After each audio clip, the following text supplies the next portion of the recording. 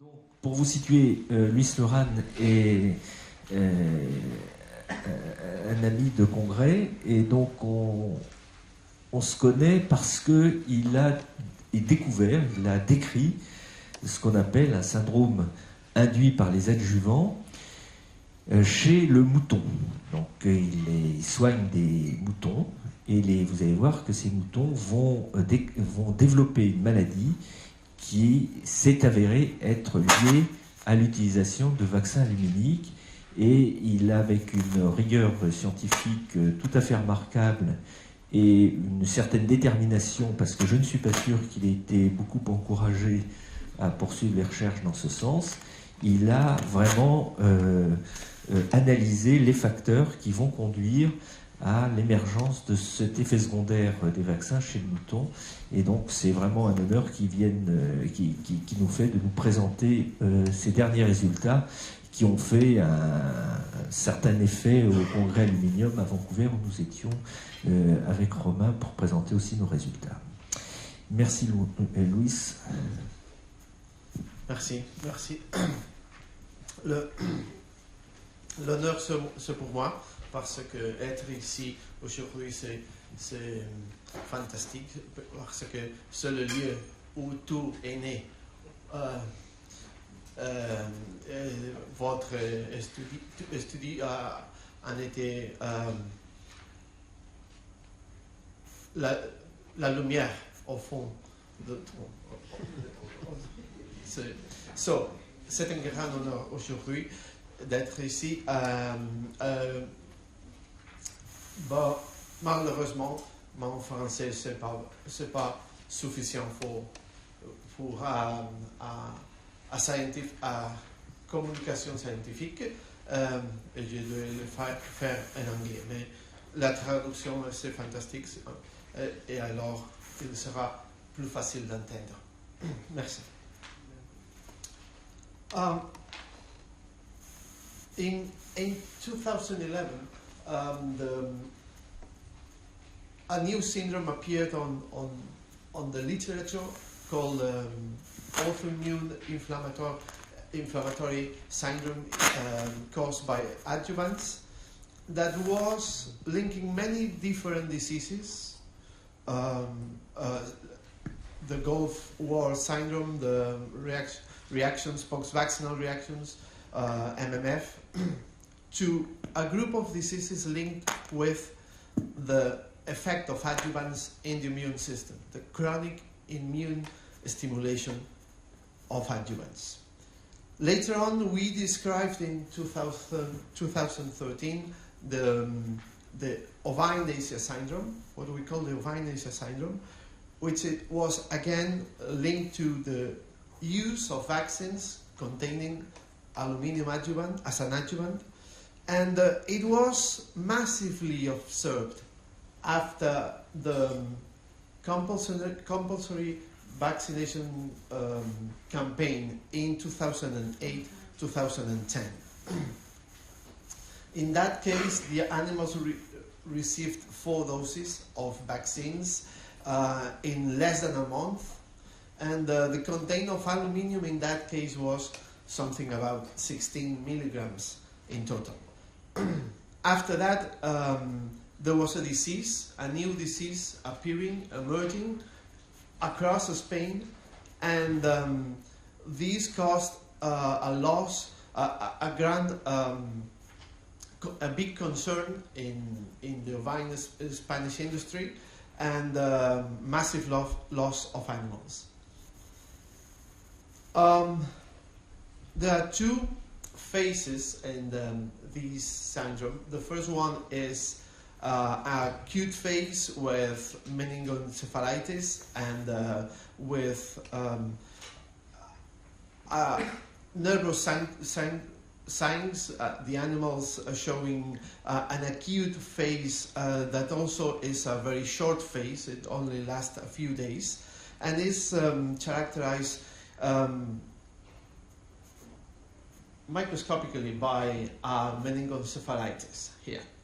And the chronic phases comes later, it can affect many more animals than the acute phase, and it is characterized by a progressive thickness of the animal that leads to a very thin animal with a very bad condition, with loss of wool and neurodegeneration in mostly in the medulla, in the bone marrow, no, in the medulla. Yes, spinal cord. I'm mixing all the languages at the same time. Yeah, and this was something that was seen normally in winter when the temperatures went down. Okay. In this chronic phase, there were behavioral disturbances. Those animals behaved differently, appeared to do things that could not be seen before. So what we see was that the animals, for instance, moved constantly. See this group of animals here? This group of animals are closed in a small place, and they are constantly move. You will see how they constantly move without no reason, and I have to say this is a very, very odd behavior in our animals. Our animals like to be together, and in these places like to be quiet. So this was very remarkable. But again, we also see an aggressive behavior that could be seen by animals like this here, biting each other, like the one you see here, compulsively. You know, I mean, see, the other one goes and do the same to the other one. So this was very odd. This was a process that we could not understand, but we tried to reproduce in a very small group of animals, but there were no studies, systematic studies. So the objectives of the work I'm presenting here today is the experimental reproduction of the syndrome, of the ASFC syndrome, by a protocol of vaccination, of intensive vaccination in a representative number of sheep, and study the comportamental and cognitive changes that can happen in these animals by using methods validated for sheep, and try to establish the role of aluminium adjuvants in the development of these abnormalities. Okay, what we did was to use 21 moutons, 21 lambs. This is the breed, the local breed, which is the most typical, the most common breed used there. And we used 21 males, 3 months old, so that were sterilized, and they are very homogeneous. So it's a very clean and homogeneous population. These 21 animals were divided in 3 groups that had exactly the same conditions of stimulation, management, feeding, and the animals were actually isolated. Each group was isolated from the others, but they were in the same place. But they were isolated. They could not see each other, but they were exactly in the same place. We use a group.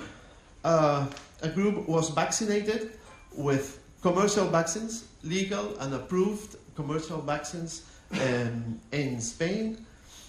Another group was inoculated with adjuvant, the legal adjuvant, and it was the concentration was exactly the same as the vaccine. So if we use one vaccine, we measured the aluminium, and then we put exactly the same amount into the second group. And as you can guess, the third one was the control by using a PBS. Okay, we established an intensive vaccination schedule from February 2015 to February 2016, and 12 months, and there were 16 doses of vaccines in all these in all these periods. Some of them are double, so there are no 16 green lines, but some of them are two inoculations. These are the vaccines, common vaccines and official vaccines, and the vaccines everybody uses in Spain. And these are the antigens. You may know some: rabies virus, Staphylococcus aureus, and the blue tongue, the virus that caused, or the vaccine that caused the problem. And this is the content on aluminium per milligram in each of these vaccines. Okay, the inoculation was subcutaneous, and these represented a total amount of 71 milligrams per animal across the experiment. And we need to remark that the protocol of administration of these vaccines was followed strictly. So we did not change anything that was not in the prospect. So we did what the manufacturer said. We did 2 sets of tests. One in September to know about cognition and behavior, and another one after the winter in February. In the September set of tests, there were 7 inoculations provided. In the winter set of tests, there were the 16 inoculations. We used tests like the T-maze, the open field test, and the novel object test, tests that are adapted to sheep and have been totally checked with sheep. We studied the behavior with closed-circuit TV cameras, and I have to say that this panel of tests is validated to the sheep with many previous publications, some publications that even appear in Nature in 2001, believe it or not, there is a paper that says that how sheep can learn and recognize you. They literally, they see you, I see you, I know where you live, they don't forget, they are not stupid after all, they're not stupid after all, no. Okay, and also we did some markers of stress and behavior in these animals. For you to know, the T-maze test is just a test that evaluates the learning, and as you can see here, the animal is placed in an isolated chamber and needs to walk this path, and there is nothing in here, and here there is a speaker with noise of sheep, so the animal needs to walk this path, and the following day needs to walk this path again and see if there are differences. So you measure that several times, when the animal is leaving or when the animal arrives to the target. Here is the test itself. You never think these things exist until you find it. This is the animal entering the place and then moving and getting to the wrong place and saying, well, there is nothing here, coming back, and did it. This is it. So this is one of the tests, and the other test is the open field, where the animal is left alone in a 4x4 meters, square meter place, and in these tests you measure the response to a novel environment. You leave the animal there 5 minutes, or you release a novel object into the place 2 times and measure the distance that the animal takes with that object that comes down. Okay. The recordings were done with recording 7 days per set, 12 hours per day, one camera in each group. So a kind of love story, seeing sheep all day. And the evaluation was done after the second set, only after the second set to ensure consistency of evaluation, and was done blindly with one trained person, a person that counted minutes and hours of individual behaviors and social behaviors of sheep. That took a long time. As far as we know, she didn't fall asleep many times during that period. But anyway, these are the animals, and this is the cameras we set in the place. Okay. In these recordings for behavior, we measured several things, like if the animal was resting or standing or drinking, things like this. And the social behaviors were divided in aggressive interactions, affiliative interactions, and the stereotypes. Aggressive, like threatening or chasing or bull biting. Affiliative, like following or licking or rubbing. And the stereotypes, that are the names of times that animals repeat an abnormal behavior.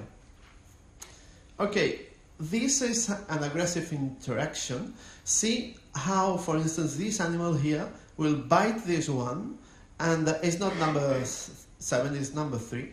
Number 3 bites this one, and this one runs away. Okay, sit.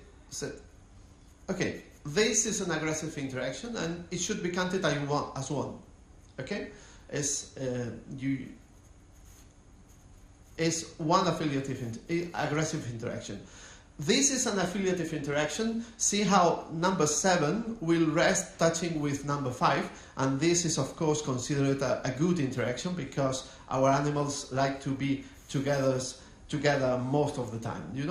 See how this animal is thinking, and now simply lies on the floor, touching the other. And this causes no reaction. So this is an affiliative interaction, it's a good interaction. Okay. And these are stereotypes. And see how number 2 and number 4 will start scratching against the wall or against the hoopah, constantly with no apparent reason. These are just examples. See number 4 up there, how they scratched, and they were, I have to say, of course these animals were healthy, no problem at all, were extremely controlled, and these should be 2 stereotypes, and this image should be counted as 2, for instance. Okay, what about the results? Okay, about the results, the cognition that was done with the T-maze, the novel object, and the open field test showed aleatory differences between both group of sets, in both sets. So we could not demonstrate that there was a cognition loss in these animals. There might be other explanations, but there could be that cognition is difficult to demonstrate in these animals. However, the behavior showed many changes. And to start with, for instance, with the individual behavior, animals standing, animals that stay on the 4 legs. There was a difference in the winter set, for instance, in the vaccinated group and in aluminium group, they differ from the control. So these animals were standing more time than the control. Okay, but also they were resting less with at the same level of significance when compared to the control. So these animals were somehow anxious or somehow troubled because they did not rest as they normally do. So this is very compatible with a restless behavior, which is very similar to the one we saw at the very beginning with all the animals moving up and down. Okay, but aggression, that was amazing, because aggressions between the summer study and the winter set of studies, we could see that the same group, the aluminium group, was more aggressive in winter than in summer. And the vaccinated group was extremely much more aggressive in winter than in summer. The significance level was higher. And see the control. It's just the same. They don't change. So these animals are, but not just this. In the summer, just in summer, vaccinated and aluminium inoculated animals were significantly different from controls, and the same for winter. Vaccinated and aluminium inoculated showed more aggressions than the controls. So this is a clear increase in aggressiveness in these animals, and the differences were already detected with only 7 inoculations. And at that point, when you find this, you think, okay, if this happens with 7 inoculations, what happens with 4? What happens with 3? Okay, that's a good question. We could see that because the animals showed poor ball aspect here and the depilation of animals. So there was wool biting, although we could not see that very clearly when we were there. So we only could see the wool biting by the depilated areas. Okay. What about affiliations? Affiliations are also, in the summer set there are no differences in the group, but see how the adjuvant inoculated animals are less affiliative in winter, and the vaccinated are not affiliative. The affiliation is almost lost in the vaccinated animals. But even in the same group of test in winter, the vaccinated was different from the aluminium, and the aluminium was different from the control, and of course the vaccinated with the control. So these data showed a decrease in affiliations, and this is very important because our animals like to be together, go together as one, and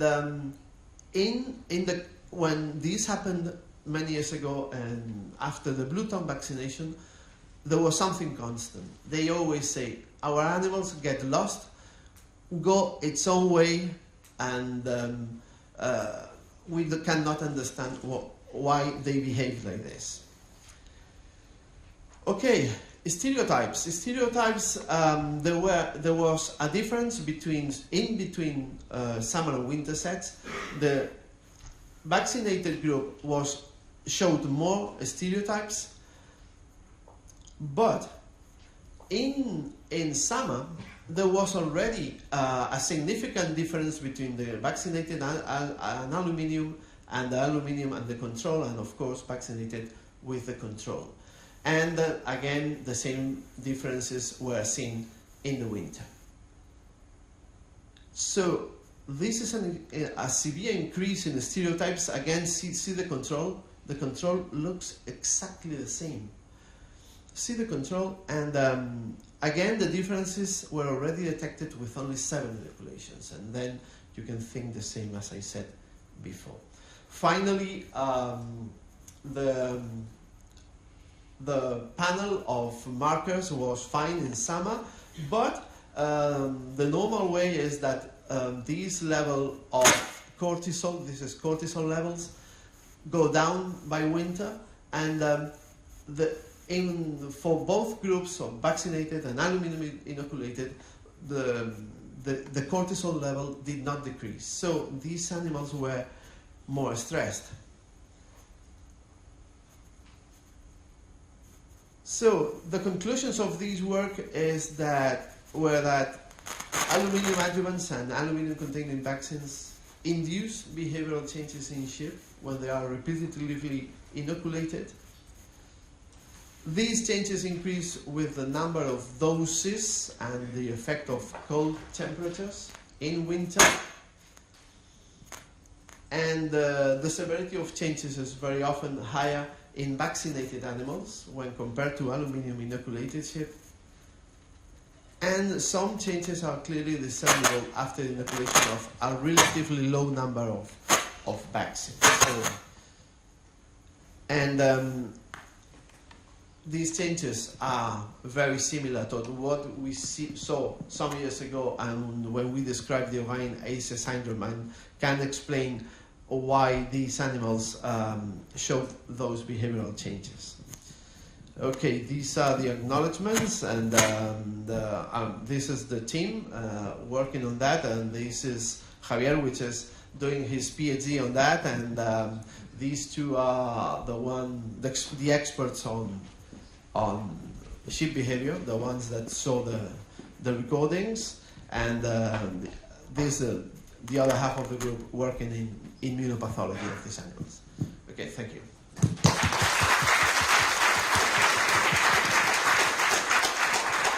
Merci beaucoup, Luis. Donc je suis un peu désolé parce que c'est une version partiellement traduite. C'était pas la version finale. Bon, une petite erreur de manip sur les clés USB. Donc pour reprendre pour l'assistance, donc ce qui est très intéressant dans le travail de Luis, d'abord la méthodologie est très rigoureuse. Il a montré qu'il n'y avait pas d'induction systématique de troubles cognitifs chez les animaux, mais des troubles comportementaux. Et ce qui c'est tout à fait intéressant avec l'agressivité, l'agitation, et puis la diminution des comportements sociaux positifs. Donc c'est quelque chose d'intéressant parce que c'est au fond une partie qu'on aborde, en tout cas nous comme médecins, neurologues faisant des maladies neuromusculaires, qu'on aborde beaucoup moins dans l'appréhension des manifestations que peuvent présenter les patients. Il y a un deuxième point qui me paraît très important, c'est la différence entre l'adjuvant et le vaccin, où il y a des différences quand même qu'on observe, ce qu'il faudra voir si ça se confirme sur des plus grandes séries, mais c'est quand même un point important, et le rôle des facteurs extérieurs, c'est-à-dire la réponse au stress.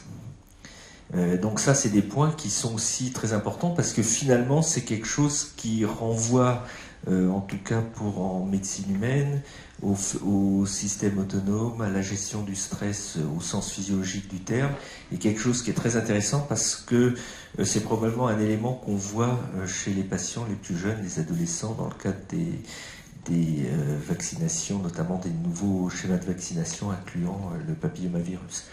Donc c'est quand même quelque chose qui est très intéressant. Est-ce qu'il y a des questions pour Luis ? Je pose la question en français et après en anglais. Les moutons étaient de sexe mâle ou femelle ? Mâle. Mâle. Donc ça ne peut pas être une explication endocrinienne, par exemple. Parce que tu sais qu'on a dit qu'il y avait des perturbations endocriniennes liées au vaccin aluminique, notamment pour le papillomavirus chez la femme. Mm-hmm. Et ça ne peut pas être des variations qui ressembleraient aux variations d'humeur cyclique féminine, par exemple. Yeah. But in our model, we used males, only males, simply because if they are sterilised, Oui. They are very homogeneous. There are no hormone variations between them.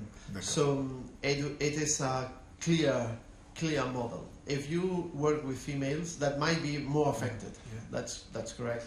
But then you get the hormonal fluctuation. Yeah, that's why we work with male. Yeah.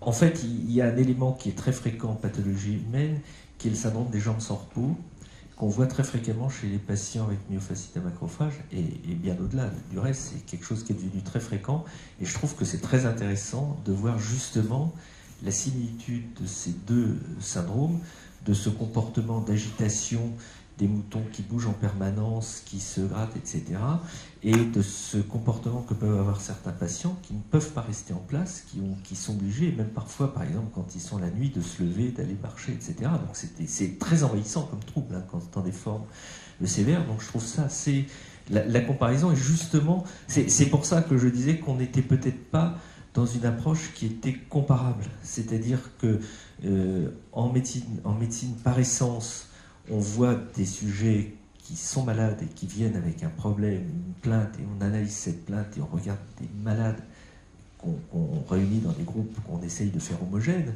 mais qu'on n'a pas une approche sur un effet au niveau de la population et à un niveau plus épidémiologique, ce qu'a pu faire Lluis, même si c'est des groupes qui paraissent petits, mais qui sont très, très, très homogènes et très, très bien étudiés.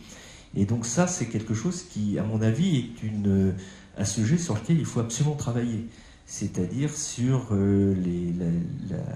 l'épidémiologie de ce type de syndrome qui est en fait très fréquent et les rapports avec l'administration de vaccins. D'autres questions? Oui.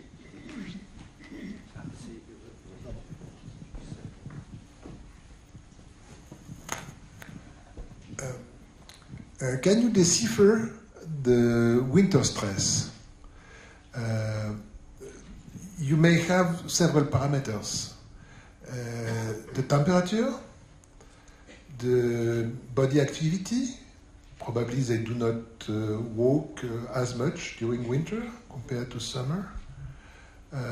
Maybe something changing in the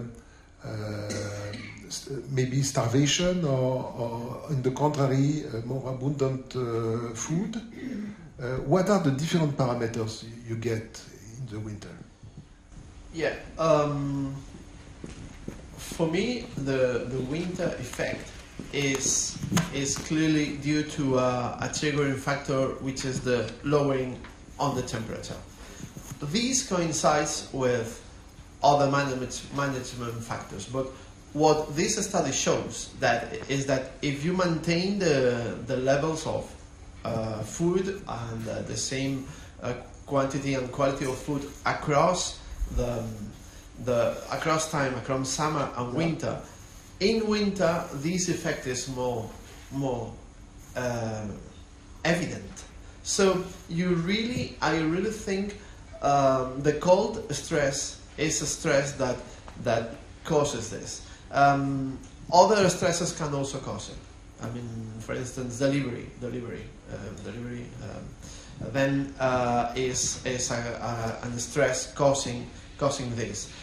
But sometimes this has been linked to management factors, and this is very difficult to study on the field. This is difficult because there are many factors you don't know really. But what this shows is that winter by its own can produce the syndrome.